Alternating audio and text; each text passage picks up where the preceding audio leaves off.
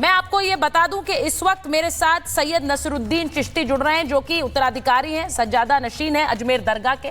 बहुत बहुत स्वागत आपका चिश्ती साहब। और सवाल मेरा सबसे पहले आपसे यही है कि आप एक ऐसी आवाज है मुसलमानों के लिए जो खुलकर कह रहे हैं कि इस बिल पर भरोसा करिए, जो कह रहे हैं कि इसमें कुछ गलत नहीं है, जो कह रहे हैं कि अफवाहों पर ध्यान न दें।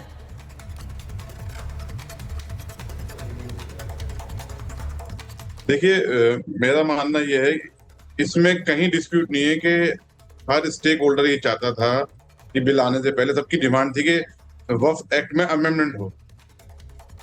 वक्फ एक्ट में अमेंडमेंट की बहुत सख्त जरूरत थी, लेकिन बिल आने के बाद में लोगों ने मुखालिफत शुरू कर दी।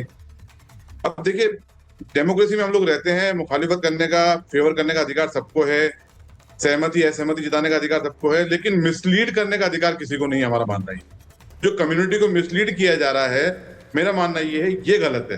हो सकता है उसमें कुछ लॉ ऐसे हो जो लोग हंगामा बर्पा कर रहे हैं उनके अकॉर्डिंग ना हो, उनकी मंशा के अकॉर्डिंग ना हो, लेकिन इसके कतई ये माने नहीं है कि सरकार की नीयत ये है कि वो मुसलमानों के जो धार्मिक इदारे हैं उनको छीनने की प्रयास कर रही है, कोशिश कर रही है, ये गलत है। और मेरा मानना ये है कि जब सरकार आधिकारिक तौर पे पार्लियामेंट में कोई बयान दे रही है तो हमें उस पर यकीन करना चाहिए। पार्लियामेंट के में दिए हुए बयान जो होते हैं वो आधिकारिक बयान होते हैं, उससे सरकारें प्रतिबद्ध होती हैं और पाबंद भी होती हैं। अब बाहर मीडिया में आके जो बयान दिए जा रहे हैं वो सिर्फ पर्सनल इंटरेस्ट के लिए, सेल्फ पब्लिसिटी के लिए, या कोई पॉलिटिकल स्टंट हो सकता है। मैं आपसे ये जरूर पूछूंगी क्योंकि आपके जरिए आज अफवाह क्या है और सच्चाई क्या है मैं ये भी लोगों को बताना चाहती हूं। बहुत से लोग कह रहे हैं कि मुसलमानों के मस्जिद छिन जाएंगे, मज़ारें छिन जाएंगी। आपको लगता है ये होगा? क्योंकि बहुत सी अफवाहें फैलाई जा रही हैं और लोगों को डराया जा रहा है कि सड़क पर उतरिए। क्या सच्चाई? देखिए, ये सिर्फ कयास लगाए जा रहे हैं और झूठे कयास लगाए जा रहे हैं। जब सरकार ने आधिकारिक तौर पे कह दिया है, होम मिनिस्टर ने आधिकारिक तौर पे कह दिया है, माइनॉरिटी मिनिस्टर ने आधिकारिक तौर पे कह दिया है कि किसी भी धार्मिक प्रॉपर्टी में हस्तक्षेप नहीं होगा। देखिए, जिन प्रॉपर्टी के डिस्प्यूट चल रहे हैं वो तो कोर्ट में पेंडिंग है, तो फाइनल एडजुडिकेशन वहीं से होना उसका। लेकिन यहाँ पर मजहब में मुदाखलत नहीं है, मेरा मानना ये है। देखिए, ये वक्फ एक्ट जो बना है वो भारत के संविधान के तहत बना हुआ है 1954 के अंदर। उसके बाद में इसमें बार बार में अमेंडमेंट होते रहे हैं, सबने अमेंडमेंट करे, सब सरकारों ने। अब ये सरकार आई है, जरूरत महसूस कर रही है अमेंडमेंट के लिए, क्योंकि वक्फ का जो मेन ऑब्जेक्ट होता है रिलीजियस, चैरिटेबल एंड पायस। आप हिंदुस्तान में ज्यादातर वक्फ प्रॉपर्टी जो है उस पर एंक्रोचमेंट है, कुछ लैंड माफिया ग्रुप है जिनके कब्जे में प्रॉपर्टी है। इसका रेंट करोड़ों की तादाद में आना चाहिए, उनका रेंट लाखों की तादाद में भी नहीं आ रहा, सिर्फ हजारों की तादाद में आ रहा है। अगर ये खालिस रिलीजियस मामला होता तो आज तक वक्फ बोर्ड के अंदर मुफ्ती और उलमाओं को अपॉइंटमेंट क्यों नहीं मिला? हर स्टेट में स्टेट गवर्नमेंट जिसकी भी आती है वो अपने पॉलिटिकल वर्कर को ऑब्लाइज करती है, उसमें मेंबरशिप अपॉइंट करती है। अभी मैं किसी बच्ची का इंटरव्यू सुन रहा था, वो बच्ची पब्लिक को स्टेटमेंट दे रही थी कि हमारे इस पे हुकूमत काबिज होना चाहती है और कंट्रोल करना चाहती है। तो वो अनअवेयर लोग हैं, इनको नॉलेज, उनको बताना चाहता हूं कि हिंदुस्तान में जब से वक्फ एक्ट बना है वक्फ की तमाम प्रॉपर्टीज पे कंट्रोल हुकूमत का ही रहा है। ठीक है, अगर आपको ऑटोनोमस बॉडी दे दी गई है, आप सोचो इंडिपेंडेंट बॉडी कहीं नहीं। मेंबर अपॉइंट गवर्नमेंट करती है, सीईओ अपॉइंट गवर्नमेंट करती है। इतने तनख्वाह याफ्ता और जो वहां पर वक्फ बोर्ड में काम करते हैं ऑफिस बाबू लोग, कर्मचारी लोग, वो सरकारी नौकर कहलाते हैं। तो आप कैसे कह सकते हैं कि इनको ये सरकार का कंट्रोल नहीं है? शुरू से सरकार का कंट्रोल रहा है। लेकिन अब हम उम्मीद रख रहे हैं कि सरकार कोई ऐसा अमेंडमेंट लाने जा रही है कि जिससे मुसलमानों को फायदा होगा और आखिरी तबका जो मुसलमानों का है, जो जरूरतमंद तबका है, उनको इसका बेनिफिट मिलना चाहिए। क्योंकि अल्लाह की राह में जब गिफ्ट की जाती है प्रॉपर्टी तो वो फलाह बहबूदी के लिए की जाती है, मुसलमानों के अपलिफ्टमेंट के लिए की जाती है, गरीब गुरबाओं के लिए की जाती है, यतीम बच्चों के लिए की जाती है। लेकिन ज्यादातर प्रॉपर्टी लैंड माफियाओं के कब्जे में। आपने जो बात बोली है मुझे लगता है चिश्ती साहब बहुत इंपॉर्टेंट है। आपने आंखें खोलने वाली बातें बताई। आप ये कह रहे हैं कि सरकार का हमेशा से एक तरह से उसने उस नजरिया रखा है वक्फ बोर्ड पर। आपने ये भी बताया है कि कैसे लोगों ने इसका गैर इस्तेमाल किया है, बुरा इस्तेमाल किया। All India Muslim personal board कौन सा ठेकेदार बन गया? आम मुसलमान ये भी पूछ रहे हैं। जब हमने लोगों से बात की, वो ठेकेदार बन रहे हैं। जी, क्या कह रहा है?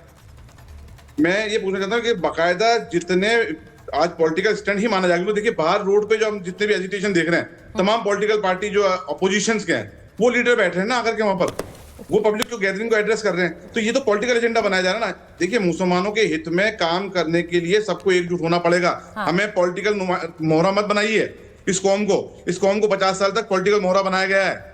सच्चर कमेटी की रिपोर्ट देखिए, हमारी पोजीशन कितनी डाउन हो चुकी है मुसलमानों के देश के अंदर, कितनी गरीबी रेखा के नीचे आ चुके हैं। लेकिन मेरा मानना यह है, अब अपलिफ्टमेंट के लिए अगर सरकार इस वक्त के जरिए अगर चाहती है कोई अच्छा ट्रांसपेरेंसी लाके मुसलमानों के लिए ऐसा फंड तैयार किया जाए जिससे उनका अपलिफ्टमेंट हो, तो उसके लिए काम करने के लिए दी जाए। और हाँ ठीक है, सुझाव सब दें, पक्ष विपक्ष की बात है, विरोध भी करना चाहे करें, लेकिन कम से कम अब जब कल बिल पेश होने जा रहा है, हाँ। तो कल चर्चा होगी, उस चर्चा में पार्टिसिपेट करके अच्छे से अच्छा बिल पास करें।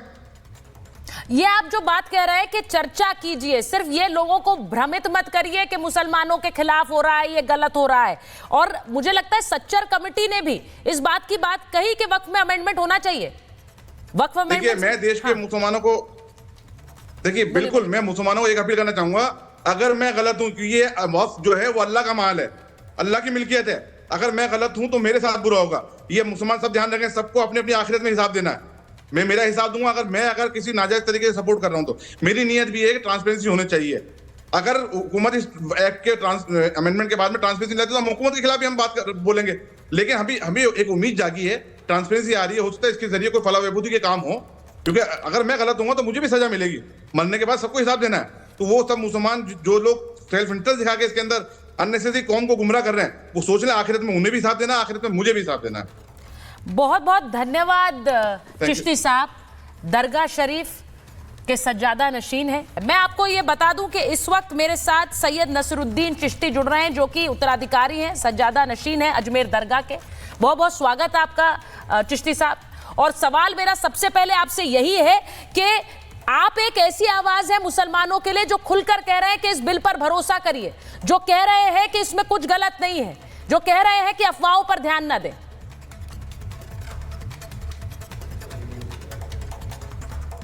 देखिए, मेरा मानना यह है, इसमें कहीं डिस्प्यूट नहीं है कि हर स्टेक होल्डर ये चाहता था कि बिल आने से पहले सबकी डिमांड थी कि वक्फ एक्ट में अमेंडमेंट हो। वक्फ एक्ट में अमेंडमेंट की बहुत सख्त जरूरत थी, लेकिन बिल आने के बाद में लोगों ने मुखालिफत शुरू कर दी।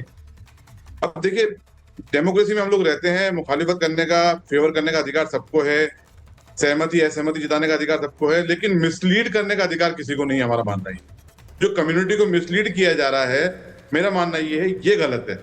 हो सकता है उसमें कुछ क्लॉज ऐसे हो जो लोग हंगामा बर्पा कर रहे हैं उनके अकॉर्डिंग ना हो, उनकी मंशा के अकॉर्डिंग ना हो, लेकिन इसके कतई ये माने नहीं है कि सरकार की नीयत ये है कि वो मुसलमानों के जो धार्मिक इदारे हैं उनको छीनने की प्रयास कर रही है, कोशिश कर रही है, ये गलत है। और मेरा मानना ये है कि जब सरकार आधिकारिक तौर पे पार्लियामेंट में कोई बयान दे रही है तो हमें उस पर यकीन करना चाहिए। पार्लियामेंट में दिए हुए बयान जो होते हैं वो आधिकारिक बयान होते हैं, उससे सरकारें प्रतिबद्ध होती हैं और पाबंद भी होती हैं। अब बाहर मीडिया में आके जो बयान दिए जा रहे हैं वो सिर्फ पर्सनल इंटरेस्ट के लिए, सेल्फ पब्लिसिटी के लिए, या कोई पॉलिटिकल स्टंट हो सकता है।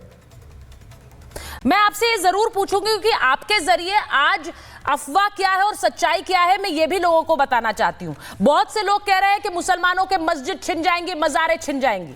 आपको लगता है ये होगा? क्योंकि बहुत सी अफवाहें फैलाई जा रही हैं और लोगों को डराया जा रहा है कि सड़क पर उतरिए। क्या सच्चाई? देखिए, ये सिर्फ कयास लगाए जा रहे हैं और झूठे कयास लगाए जा रहे हैं। जब सरकार ने आधिकारिक तौर पे कह दिया है, होम मिनिस्टर ने आधिकारिक तौर पे कह दिया है, माइनॉरिटी मिनिस्टर ने आधिकारिक तौर पे कह दिया है कि किसी भी धार्मिक प्रॉपर्टी में हस्तक्षेप नहीं होगा। देखिए, जिन प्रॉपर्टी के डिस्प्यूट चल रहे हैं वो तो कोर्ट में पेंडिंग है, तो फाइनल एडजुडिकेशन वहीं से होना उसका। लेकिन यहाँ पर मजहब में मुदाखलत नहीं है, मेरा मानना ये है। देखिए, ये वक्फ एक्ट जो बना है वो भारत के संविधान के तहत बना हुआ है 1954 के अंदर। उसके बाद में इसमें बार में अमेंडमेंट होते रहे हैं, सबने अमेंडमेंट करे, सब सरकारों ने। अब ये सरकार आई है, जरूरत महसूस कर रही है अमेंडमेंट के लिए, क्योंकि वक्फ का जो मेन ऑब्जेक्ट होता है रिलीजियस, चैरिटेबल एंड पायस। आप हिंदुस्तान में ज्यादातर वक्फ प्रॉपर्टी जो है उस पर एंक्रोचमेंट है, कुछ लैंड माफिया ग्रुप है जिनके कब्जे में प्रॉपर्टी है, इसका रेंट करोड़ों की तादाद में आना चाहिए, उनका रेंट लाखों की तादाद में भी नहीं आ रहा, सिर्फ हजारों की तादाद में आ रहा है। अगर ये खालिस रिलीजियस मामला होता तो आज तक वक्फ बोर्ड के अंदर मुफ्ती और उलमाओं को अपॉइंटमेंट क्यों नहीं मिला? हर स्टेट में स्टेट गवर्नमेंट जिसकी भी आती है वो अपने पॉलिटिकल वर्कर को ऑब्लाइज करती है, उसमें मेंबरशिप अपॉइंट करती है। अभी मैं किसी बच्ची का एक इंटरव्यू सुन रहा था, वो बच्ची पब्लिक को स्टेटमेंट दे रही थी कि हमारे इस पे हुकूमत काबिज होना चाहती है और कंट्रोल करना चाहती है। तो वो अनअवेयर लोग हैं, इनको नॉलेज नहीं, उनको बताना चाहता हूं कि हिंदुस्तान में जब से वक्फ एक्ट बना है वक्फ की तमाम प्रॉपर्टीज पे कंट्रोल हुकूमत का ही रहा है। ठीक है, अगर आपको ऑटोनोमस बॉडी दे दी गई है, आप सोचो इंडिपेंडेंट बॉडी कहीं नहीं, मेंबर अपॉइंट गवर्नमेंट करती है, सीईओ अपॉइंट गवर्नमेंट करती है। इतने तनख्वाह याफ्ता और जो वहां पर वक्फ बोर्ड में काम करते हैं ऑफिस बाबू लोग, कर्मचारी लोग, वो सरकारी नौकर कहलाते हैं। तो आप कैसे कह सकते हैं कि इनको ये सरकार का कंट्रोल नहीं है? शुरू से सरकार का कंट्रोल रहा है। लेकिन अब हम उम्मीद रख रहे हैं कि सरकार कोई ऐसा अमेंडमेंट लाने जा रही है कि जिससे मुसलमानों को फायदा होगा और आखिरी तबका जो मुसलमानों का है, जो जरूरतमंद तबका है, उनको इसका बेनिफिट मिलना चाहिए। क्योंकि अल्लाह की राह में जब गिफ्ट की जाती है प्रॉपर्टी, तो वो फलाह बहबूदी के लिए की जाती है, मुसलमानों के अपलिफ्टमेंट के लिए की जाती है, गरीब गुरबाओं के लिए की जाती है, यतीम बच्चों के लिए की जाती है। लेकिन ज्यादातर प्रॉपर्टी लैंड माफियाओं के कब्जे में। आपने जो बात बोली है, मुझे लगता है चिश्ती साहब बहुत इंपॉर्टेंट है। आपने आंखें खोलने वाली बातें बताई। आप ये कह रहे हैं कि सरकार का हमेशा से एक तरह से उसने उस नजरिया रखा है वक्फ बोर्ड पर। आपने ये भी बताया है कि कैसे लोगों ने इसका गैर इस्तेमाल किया है, बुरा इस्तेमाल किया। All India Muslim personal board कौन सा ठेकेदार बन गया? आम मुसलमान ये भी पूछ रहे हैं। जब हमने लोगों से बात की, वो ठेकेदार बन रहे हैं। जी, क्या क्या कह रहा है? मैं ये पूछना चाहता हूँ कि बाकायदा जितने आज पॉलिटिकल स्टैंड ही माना जाएगा, देखिए बाहर रोड पे जो हम जितने भी एजिटेशन देख रहे हैं, तमाम पॉलिटिकल पार्टी जो अपोजिशन के हैं, वो लीडर बैठे हैं ना आकर के वहां पर, वो पब्लिक को गैदरिंग को एड्रेस कर रहे हैं। तो ये तो पॉलिटिकल एजेंडा बनाया जा रहा है ना। देखिए, मुसलमानों के हित में काम करने के लिए सबको एकजुट होना पड़ेगा। हमें पॉलिटिकल मोहरा मत बनाइए इस कौम को 50 साल तक पॉलिटिकल मोहरा बनाया गया है।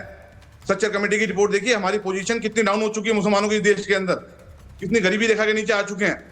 लेकिन मेरा मानना यह है, अब अपलिफ्टमेंट के लिए अगर सरकार इस वक्त के जरिए अगर चाहती है कोई अच्छा ट्रांसपेरेंसी लाके मुसलमानों के लिए ऐसा फंड तैयार किया जाए जिससे उनका अपलिफ्टमेंट हो, तो उसके लिए काम करने के लिए दी जाए। और हाँ ठीक है, सुझाव सब दें, पक्ष विपक्ष की बात है, विरोध भी करना चाहे करें, लेकिन कम से कम अब जब कल बिल पेश होने जा रहा है, तो कल चर्चा होगी, उस चर्चा में पार्टिसिपेट करके अच्छे से अच्छा बिल पास कराएं। ये आप जो बात कह रहे हैं कि चर्चा कीजिए, सिर्फ ये लोगों को भ्रमित मत करिए कि मुसलमानों के खिलाफ हो रहा है, ये गलत हो रहा है। और मुझे लगता है सच्चर कमेटी ने भी इस बात की बात कही कि वक्फ में अमेंडमेंट होना चाहिए।